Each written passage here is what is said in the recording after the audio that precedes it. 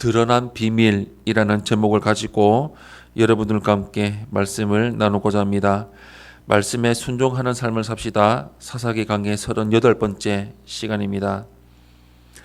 삼손은 나실린으로 태어났기에 하나님이 요구하신 나실린의 삶을 살아야 했습니다. 하지만 그는 자신의 정체성과 사명, 나실린 규례를 가볍게 여겼습니다. 오히려 하나님이 주신 힘을 자신의 능력으로 여겨서 힘을 과시하고 죄를 짓는데 주저하지 않는 삶을 살았습니다.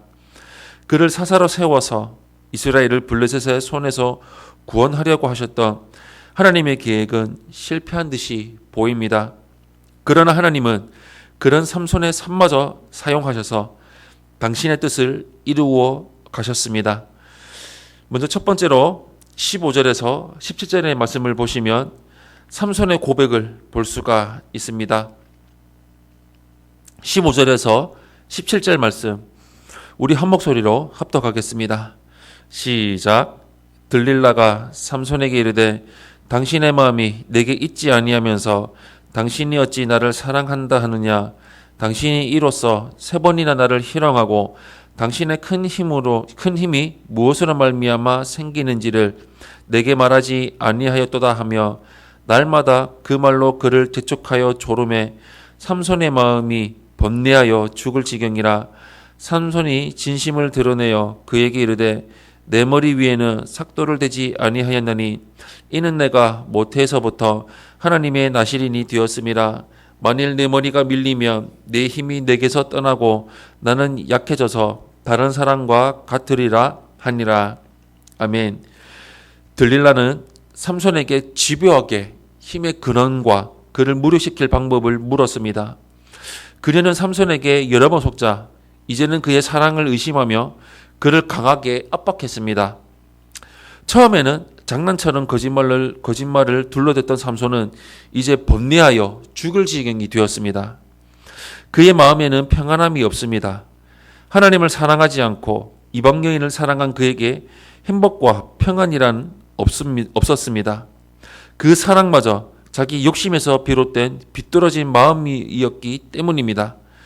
그리스도인의 평안은 하나님을 사랑하는 마음에서부터 나옵니다. 하나님의 백성은 하나님과 세상을 동시에 사랑할 수 없습니다. 마땅히 하나님을 사랑해야 하는 하나님의 자녀가 세상을 사랑하며 그 마음에는 번뇌가 그치지 않습니다. 모든 문제의 답은 하나님을 향한 사랑임을 기억하시기를 바랍니다. 삼손은 어리석게도 들릴라에게 진실을 털어놓았습니다.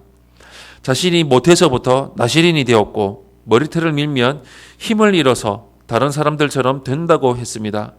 이러한 고백은 그의 실제의 삶과 매우 괴리되어 있습니다. 그가 자기 정체성을 기억하고 있었다는 사실이 놀라울 정도입니다. 그리스도인의 고백과 삶은 일치해야 합니다. 자신이 그리스도인이라고 하면서 비그리스도인들과 똑같이 사는 것은 삼손의 모습과 다르지 않습니다. 두 번째로 18절에서 22절의 말씀을 보시면 붙잡힌 삼손을 볼 수가 있습니다. 18절에서 22절 말씀 우리 한 목소리로 합독하겠습니다. 시작. 들릴라가 삼손이 진심을 다 알려주므로 사람을 보내어 블레셋 사람들의 방백들을 불러 이르되 삼손이 내게 진심을 일러주었으니 이제 한 번만 올라오라 하니 블레셋 방백들이 손에 은을 가지고 그 여인에게로 올라오니라. 들릴라가 삼손에게 자기 무릎을 베고 자게 하고 사람을 불러 그의 머리털 7가닥을 밀고 괴롭게 하여 본즉 그의 힘이 없어졌더라. 들릴라가 이르되 삼손이여 블레셋 사람이 당신에게 들이닥쳤느니라 하니 삼손이 잠을 깨며 이르기를 내가 전것같이 나가서 몸을 떨치리라 하였으나 여호와께서 이미 자기를 떠나신 줄을 깨닫지 못하였더라. 블레셋 사람들이 그를 붙잡아 그의 눈을 빼고 끌고 가사에 내려가 놋줄로 매고 그에게 옥에서 맷돌을 돌리게 하였더라. 그의 머리털이 밀린 후에 다시 자라기 시작하니라. 아멘.